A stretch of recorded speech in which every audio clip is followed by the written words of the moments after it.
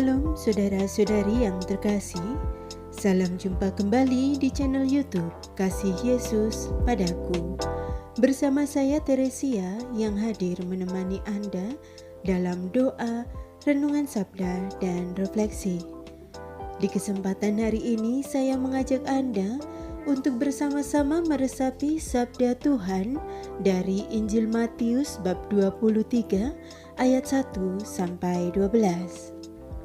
Marilah kita hening sejenak, kita resapi kehadiran Tuhan di tengah-tengah kita, kita sadari kehadirannya di dalam hati kita, dan kita satukan hati kita untuk berdoa. Dalam nama Bapa dan Putera dan Roh Kudus.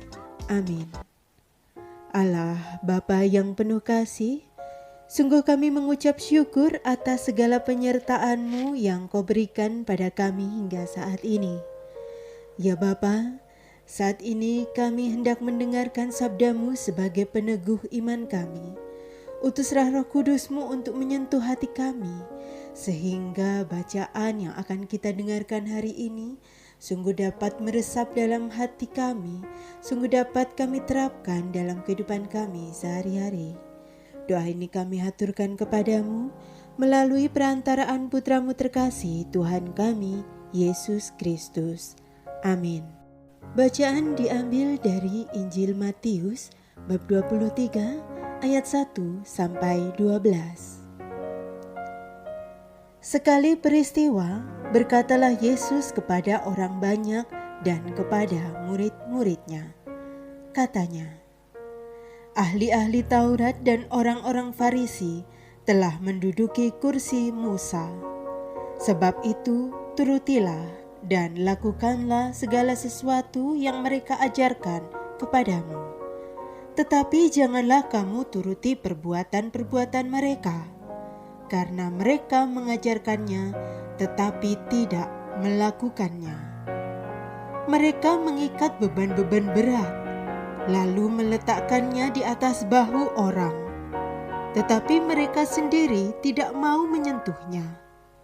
Semua pekerjaan yang mereka lakukan hanya dimaksud supaya dilihat orang.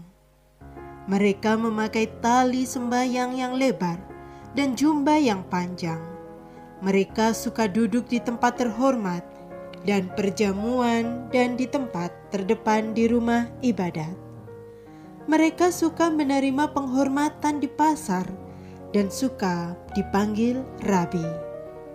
Tetapi kamu, janganlah kamu disebut rabi, karena hanya ada satu rabimu dan kamu semua adalah saudara. Dan janganlah kamu menyebut siapapun bapa di bumi ini, karena hanya ada satu bapamu, yaitu Dia yang di sorga. Janganlah pula kamu disebut pemimpin, karena hanya ada satu pemimpinmu, yaitu Mesias. Barang siapa terbesar di antara kamu, hendaklah ia menjadi pelayanmu, dan barang siapa meninggikan diri, ia akan direndahkan, dan barang siapa merendahkan diri, ia akan ditinggikan. Demikianlah Injil Tuhan. Terpujilah Kristus. Saudara-saudari yang terkasih, bacaan Injil pada hari ini berisi tentang kritikan oleh Yesus kepada orang-orang Farisi dan ahli-ahli Taurat. Mengapa Yesus mengkritik? Karena apa yang mereka ajarkan tidak mereka lakukan. Mereka sering berperilaku munafik dan memberikan beban hidup kepada orang lain. Tentu, cara hidup seperti ini bertolak belakang dengan apa yang dilakukan oleh Yesus. Yesus tidak hanya mengajar dengan kata-kata, tetapi juga melakukan banyak hal, seperti menyembuhkan orang sakit, membela mereka yang lemah dan tersingkir. Cara inilah yang membuat banyak orang menjadi percaya dan kemudian mengikuti Yesus. Dalam kehidupan sehari-hari, Mungkin kita juga pernah menjadi orang yang banyak berbicara tapi tidak melakukan apa-apa. Bahkan bisa jadi kita hanya bisa memberi usulan dan orang lain yang harus melakukannya. Saudara-saudari, sebagai murid Kristus, kita belum cukup jika hanya menjadi pewarta sabda dalam arti mampu homili, khotbah dan ceramah, atau hanya menjadi pendengar sabda. Kita diajak untuk menjadi pelaku-pelaku sabda Tuhan, sehingga pewartaan kita tidak hanya untuk orang lain, tapi juga untuk diri kita sendiri. Kita diharapkan menjadi pribadi-pribadi yang konsisten. Artinya apa yang kita katakan, itulah yang kita lakukan. Saudara-saudari yang terkasih, saya mengajak Anda untuk hening sejenak. Kita resapi sabda Tuhan dan renungan pada hari ini.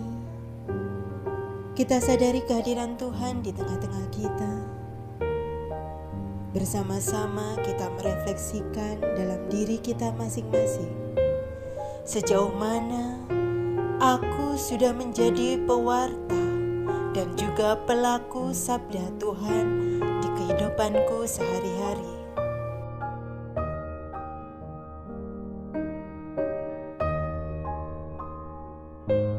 Apakah aku masih seperti orang-orang Farisi dan ahli-ahli Taurat yang hanya menjadi pewarta namun tidak melakukan sabda Tuhan?